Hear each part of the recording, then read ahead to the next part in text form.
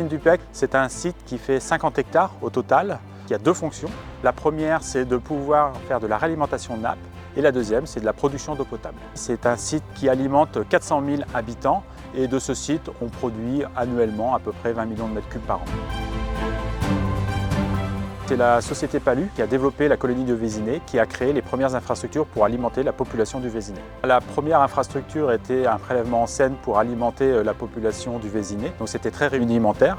Les premiers travaux commencent dès 1856, au moment de la signature qui rendait la compagnie Palu propriétaire des terrains du Vésinet. Dans un premier temps, il s'agissait de créer un paysage. La création de ce paysage supposait l'installation de pièces d'eau, de rivières, de coulées vertes. Mais dans un deuxième temps, il s'agissait de fournir de l'eau consommable aux gens qui s'installaient dans ce lotissement.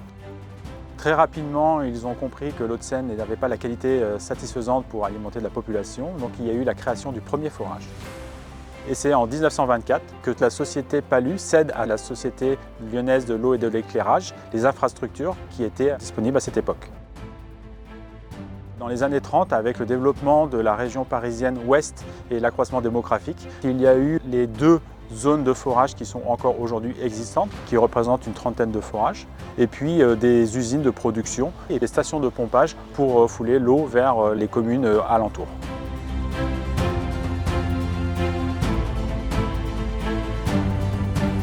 Le développement des forages sur cette zone de prélèvement a fait qu'au gré des années, nous avons augmenté au fur et à mesure le prélèvement en nappe, qui a conduit en période estivale, notamment lorsque la Seine était basse, à avoir des problèmes de qualité d'eau, à la fois en termes de quantité et en termes de qualité.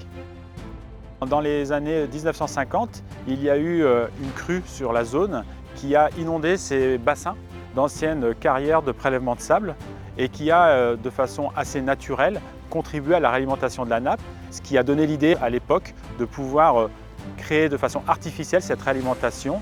Le principe, il est d'aller chercher l'eau en Seine, de la traiter et ensuite de la réinjecter au travers de ces bassins. Dans les années 80, 85, 90, il y a eu la dernière usine qui a été construite, qui s'appelle aujourd'hui Major, pour accroître toujours la capacité de prélèvement, de traitement et puis surtout en qualité vers nos clients. La dernière innovation que nous avons mise sur ce site, c'est l'usine de traitement d'adoucissement. Le principe de l'ouvrage d'adoucissement, ou qu'on appelle décarbonatation, consiste à éliminer le calcium de l'eau de façon à avoir un meilleur confort de l'usager. L'avenir pour le site, c'est de tenter de réduire la problématique du goût de chlore dans l'eau. Le principe qu'on va adopter, c'est déjà de renforcer la filière de traitement par une désinfection par rayons ultraviolets, de façon à pouvoir réduire l'utilisation de chlore sur le traitement final.